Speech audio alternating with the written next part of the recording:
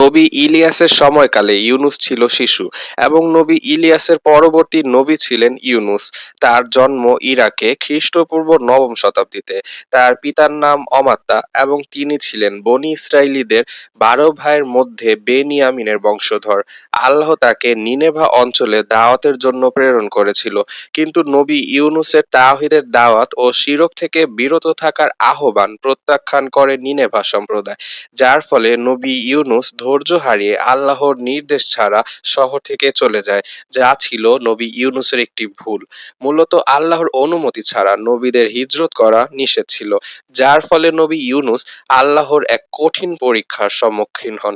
তিনি শহর ছেড়ে এক জাহাজে ওঠে অন্য শহরে যাওয়ার জন্য। তবে ঝড়ের কবলে থাকা জাহাজের ভার কমানোর জন্য লটারি করে বারবার নবী ইউনুসের নাম আসে সমুদ্রে ফেলার জন্য, এবং তিনি সমুদ্রে ঝাঁপ দিলে আল্লাহর হুকুমে একটি বিশাল মাছ তাকে গিলে ফেলে এবং সমুদ্রের ঝড় থেমে যায়।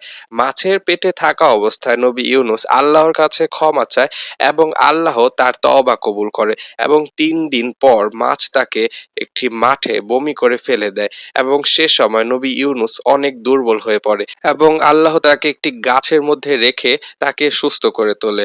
অপরদিকে নিনেভা অঞ্চলে আযাবের ভয়ে সেই জনগোষ্ঠী আল্লাহর কাছে ক্ষমা চায় এবং সে সময় নবী ইউনুস সুস্থ হয়ে নিনেভা অঞ্চলে আল্লাহর দাওয়াত পুনরায় প্রচার করতে থাকে। নবী ইউনুস শেষ দিনগুলো সেখানে শান্তিপূর্ণভাবে দীর্ঘ জীবনযাপন করে এবং ইরাকের নিনেভা অঞ্চলেই সে মারা যায়।